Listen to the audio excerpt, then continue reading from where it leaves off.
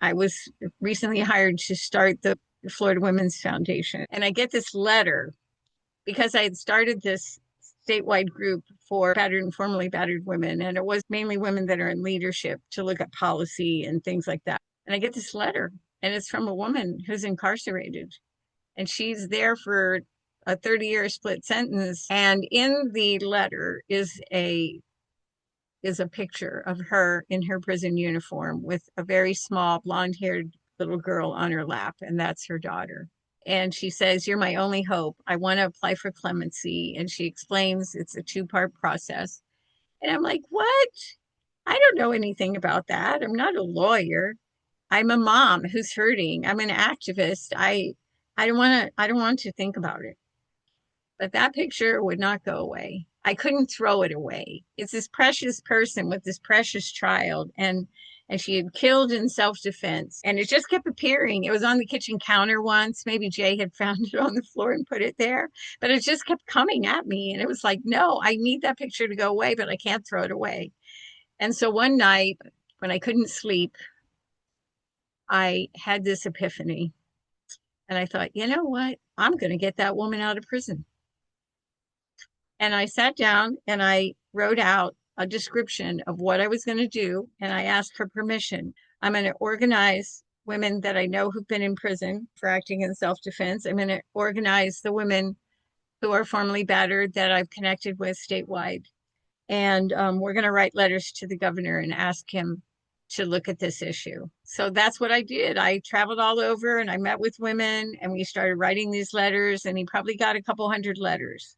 But then, as I said, I got hired right about that time to be the head of the Florida Women's Foundation. And everybody's trying to figure out what does that mean and what's our mission and all that stuff. And I get this invitation from the governor, Governor Lawton Chiles. And he asked me to come to his mansion, and he was going to have a dinner, and he wanted to invite private foundations to talk about partnerships. Now, we didn't have a dime yet, but we had a foundation, a legal status. So I was like, I'm going, and I am going to stand there and I'm going to ask him one question.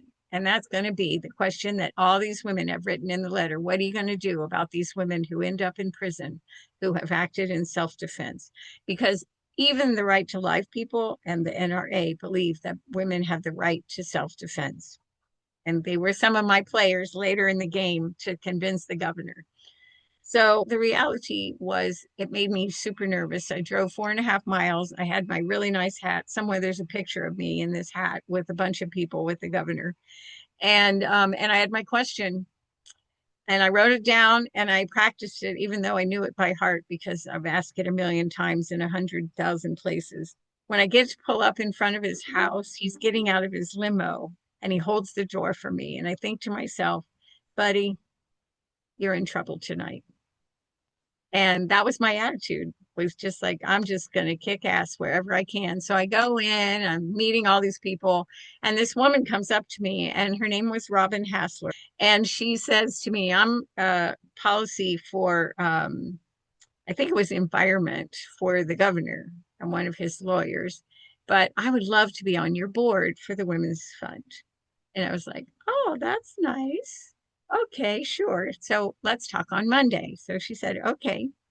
So onward and upward, and they stop everything. We're going to go, have a little conversation. Then we're going to go eat. So the governor is talking about a partnership with the head of the prisons because the state of Florida got sued for lack of parity for programs for women who were incarcerated. The men had a book of programs. The women had one page. So I'm going to ask the question. They say, let's go eat. And I go, wait. I got one more. And so I ask him, what are you going to do about it? And he looks totally dumbfounded. And he said, let's ask the lieutenant governor.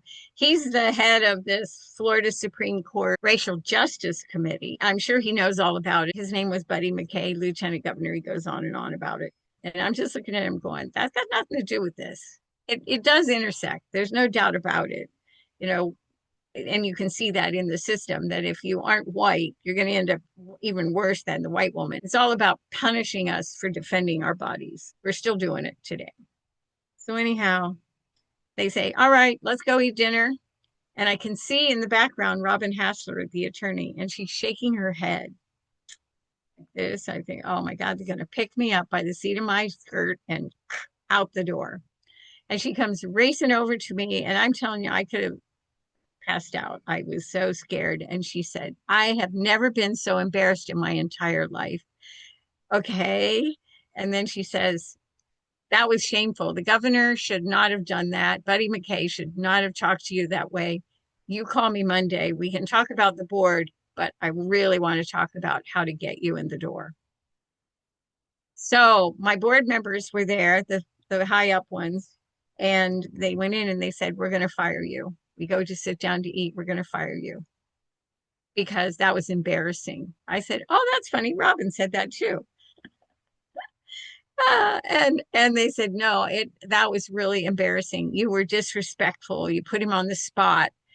And I just said, if I'm not here to put anybody on the spot, if I have to delegate that responsibility out of my job description, I'm not your gal. I told you when you interviewed me, I am a formerly battered woman, and I take that to my job. Now we're going to represent all the women of the state of Florida, and we cannot say to the governor, why are you sending women to prison who acted in self-defense? Then you can have your job. And I really needed that paycheck. Wow, did I need that paycheck? So pretty soon, here comes Robin Hassler to the table, and they all know who she is. She puts her hand on my shoulder and she goes, this is my rock star right here, to me, to them. That woman knows what's going on, and we need to take her lead. And they're all looking at her and looking at me and swallowing hard. And then she says, we're going to talk on Monday. I'm going to make it happen. And she leaves and they go, okay, I guess you still have your job. That's very much a story of my life in a lot of ways. The thing about when I went to the governor's mansion, amazing things started to happen. The governor thought we had 1,000 women that were arguing this case of right to self-defense. But what happened then was that women started to call me and say, could I take you to lunch? And they would push a check across the table and say, just take what you need.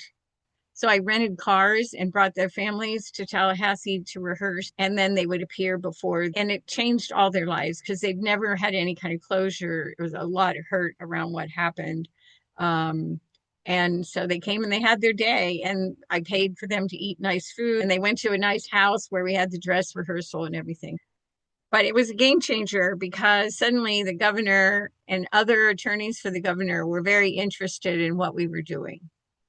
And at the end, I got Kim out and I got 17 other women out under a process that I was able to design in the background. And that's how it happened.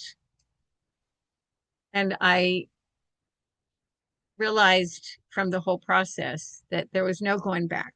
I found me. I found the adult. I am bold. I am confident and winning against everything, all the odds. People saying you don't know anything about it. You can't win. You're not an attorney. I never thought I wouldn't win. The same when I broke my leg. I never thought, it never occurred to me I wouldn't get well, even though people are like, well, those bones are pretty old and, you know, the bling may not work. They may have to take it out. I'm just like, okay, if you talk to me like that, you got to go outside and leave because I can't live my life like that.